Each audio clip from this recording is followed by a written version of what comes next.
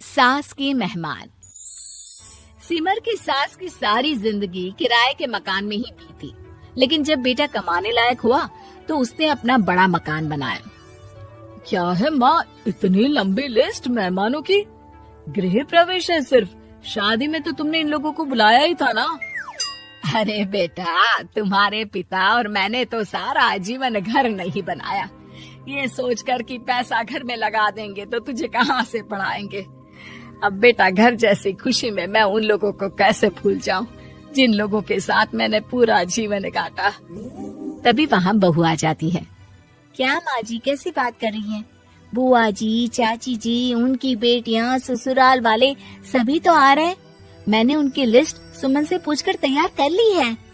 हाँ बेटा, ये लोग तो रिश्तेदार हैं, इन लोगों को तो बुलाना ही है, लेकिन जिन लोगों के साथ मैं किराए के मकानों में रही, वो मकान मालिक, वो पड़ोसी, उन्हें कैसे भूल सकती हूँ। माँ, लेकिन वो नीलम आंटी को तो मत बुलाना, बड़ा ही लो स्टैंडर्ड साउंड करती है वो। हाँ माँ, और वो किरण को भी। उनका पति और बेटा खाते कितना है। और नहीं तो क्या, शादी में भी 2000 रुपए वाली प्लेट में दनादन खा रहे थे। माँ कुछ नहीं बोलती, कमरे में चली जाती है। तुम्हारी माँ की तो चोचले ही अलग है, न जाने लोगों को क्या बताना चाहती हैं। अरे आस पड़ोस को तो ऐसे पूछ रही है जैसे कि रिश्तेदार। हाँ जानता हूँ माँ को, वो किसी से जुड़ती है तो दिल से जुड़ती है। वैसे बात करता हूँ उनसे। सभी अपने अपने काम में लग जाते हैं। सास को नींद आ जाती है और वो सो जाती है। लग रहा है कि गुस्सा होकर सो गई। कपड़े भी अपने बाहर फेंक कर गई हैं। बहू है ना, नौकरानी जैसी, कर लेगी काम। बड़बड़ करती बहू सास के कमरे में जाती है और कपड़ों को उनकी अलमारी में रखती है कि तभी उसके हाथ में एक एल्बम और कुछ खत लगते हैं। अरे ये क्या है? बहू एल्बम देखती है जहाँ नीलम आंटी और सास के साथ छोटा सा उसका सुमन खड़ा होता है। इनके बचपन की फोटो। वो सारी फोटो देखकर जब खत को खोलती है तो वो किरण का होता है। बहू खत पढ़ने लगती है। खत में लिखा होता है, तू पैसे की चिंता न कर, सुमन की पढ़ाई में कोई कमी ना हो, हम पड़ोसी नहीं बहने हैं। तभी सास जग जाती है। अरे बहू, क्या हुआ? कुछ चाहिए था क्या? बहू बात घुमा देती है।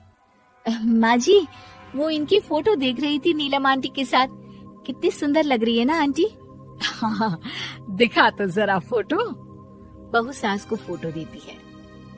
सास फोटो देखकर कहती है, याद आता है, तेरे ससुर जी तो थे नहीं, काम के लिए 10 दिनों के लिए शहर से बाहर गए थे। जब बेटा होने वाला था तब नीलम आंटी और अरुण अंकल ही थे। आंटी बेचारी रात भर मेरे साथ बैठी रही तो अंकल भाग भाग कर दवाई का इंतजाम कर रहे थे।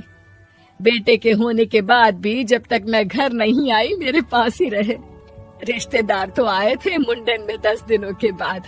बहू सुनकर खुश होती है। तभी नजर खत पर पड़ती है। माँ, ये किरण आंटी को आपने पैसे वापस कर दिए? हाँ, वो भी समझ कैसे कैसे किए मैं ही जानती हूँ। सुमन की पढ़ाई के लिए पैसों की जरूरत थी। रिश्तेदारों ने तो साफ बोल दिया था कि किसी होटल में काम पर लगा दो। कई लोग बर्तन धोने के साथ पढ़ाई करते हैं, लेकिन किरण आंटी, उन्होंने अपने बुढ़ापे के लिए बचाए हुए पैसों को सुमन की पढ़ाई के लिए दे दिए। यानी कि आज ये जो कुछ भी है वो किरण आंटी के कारण ही ना? हाँ बहू, ऐसे ऐसे पड़ोसी हुआ करते थे जो किसी रिश्ते के नाम से नहीं बल्कि अपनेपन से भरे थे। फिर सास का बोलने का रुख तीखा हो जाता है। और फिर भी देख, सुमन इन लोगों को भी नहीं बुलाने दे रहा है। माँ, मैं बात करती हूँ, ये लोग सिर्फ आएंगे ही नहीं, हम लोगों के साथ रुकेंगे भी घर में, रिश्तेदारों की तरह। सास बहू बेटे से पूछकर एक एक घर जाकर पड़ोसियों को एक दिन रहने का न्योता दिलाते हैं। और फिर वो दिन भी आ जाता है जब घर में गृह प्रवेश होता है। अरे हम लोगों का कमरा कहाँ है? बड़ा कमरा देना हम लोगों को, खुला खुला। सुमन परेशान हो जाता है कि वो क्या करे, कहाँ किसका सामान रखे, कि वहीं किरण पड़ोसन आ जाती है।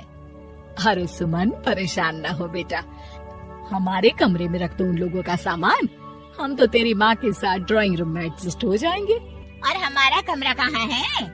सुमन, जरा सामान कमरे में तो रखवा दो।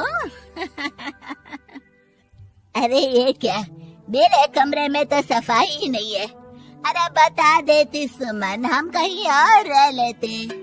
तभी वहाँ नीलम झाड़ू लेकर आ जाती है। अरे बबली दीदी कैसी बात कर रही है, चलिए मैं साफ किए देती हूँ कमरा। वहीं मामी जी भी आ जाती हैं। अरे सुमन दीदी, सबसे छोटा कमरा हम लोगों को ही देना था क्या? मायके की कोई परवाह नहीं है। वो मामी जी, किरण आंटी और नीलम आंटी की फैमिली एक ही कमरे में है ना, तो इसलिए आप और मामा दो ही तो लोग हैं। तो मामी तो बहू के मुंह से ये बात सुनकर गुस्से से लाल पीली हो जाती है। अरे वाह जी वाह, बहू की जुबान तो देखो कितना बोल रही है। इतना बोलने वाली बहुएं भी होती है क्या? अरे रहने दो, जब मेरी बहन ने ही मेरे बारे में नहीं सोचा तो किसी और से क्या उम्मीद करे। दोनों सामान पैक करके घर से निकल ही रहे होते हैं कि नीलम आ जाती है। अरे राकेश भैया, मैं भी सुमन की तरह ही तो हूँ। आप तो हम लोगों को इतने साल से जानते हैं। हाँ, तुम लोग तो मेरी बहन से चिपकी रही गोंद की तरह। खैर कोई बात नहीं, रहो बड़े कमरे में। तभी अरुण वहाँ आ जाता है, जो नीलम का पति है। अरे अरे भाई साहब, थोड़ा तो वक्त दीजिए, हम सारे छोटे कमरे में शिफ्ट हो रहे हैं। सारे पड़ोसी छोटे कमरे में चले जाते हैं और मामा मामी बड़े कमरे में। बहू चाची के कमरे से बाहर निकल रही होती है कि देखो कैसे बड़ा मकान बनाकर इतरा रही है। अरे जब हम लोगों ने कहा था कि घर बनवा लो, तब तो लड़के को पढ़ाने की पड़ी थी। इतना पैसा रखी थी, महंगे कॉलेज में पढ़ाया, तब बात मानी होती तो सस्ते में मकान बन जाता। बहू आगे जाती है जहाँ दोनों पड़ोसन भी आपस में बात कर रही थी। मानना पड़ेगा सुमन को, बहुत ही समझदारी के साथ चली। बच्चों की जिम्मेदारी को सबसे ऊपर रखा, रिश्तेदारों के साथ भी पूरा निभाया। नहीं तो आजकल के रिश्तेदार। अरे सुमन के लिए तो हम हमेशा ही खड़े हैं। बहू तभी मामी के पास जाती है, जहाँ वो मामा से कह रही होती है, बस अब आ गए इसके घर। अब तो ये रो रो कर भी बुलाएगी तो मैं ना आऊं। कैसे कमरे में रखा हम लोगों को। सुमन भी ना किसी काम की नहीं है। बहू सभी को देख समझ रही थी। रिश्तेदारों के नखरों के बीच पड़ोसियों का प्यार। वो देखकर समझ जाती है कि सास के असली मेहमान कौन है।